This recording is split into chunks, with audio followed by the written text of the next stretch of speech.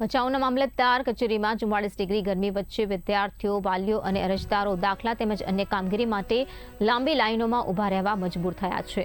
આવકના દાખલા, ration card સહિતની સેવાઓ માટે સવારથી જ સાંજ સુધી ધક્કા ખાઈ રહ્યા હોવા છતાં કામ ન થતા અરજદારોમાં ભારે રોષ વ્યાપી ઉઠ્યો છે।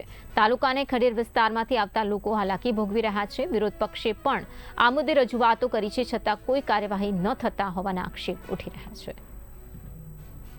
મામલતદાર ઓફિસમાં કયા કામ માટે આવેલા છો? રાશન કાર્ડ અલગ કરવા માટે। કેટલો સમય થઈ તમે 12 મહિના છે।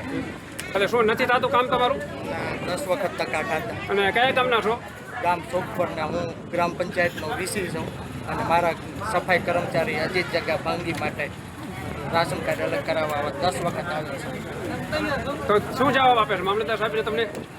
બસ ક્યારેક સહી નહીં હતું, ક્યારેક કોઈ વસ્તુ સાક્ષી ન મળે એવી બધી।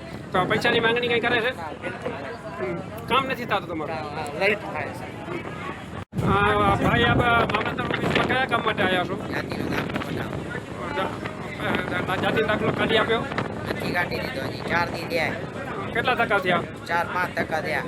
આરોજનું થાય એડમિશન આટલું થઈને આવી અહીંયા હરખું થાય તો હું હરખું નથી થતું ને હું કદાચ સહી કરવાની હોય તો આ સાહેબ હાજરમાં હોતા નથી। અત્યારે હતા તો અત્યારે હાલ્યા ગયા અંદર કેટલા 4 દીથી ધક્કા ખાઈ આરોજ।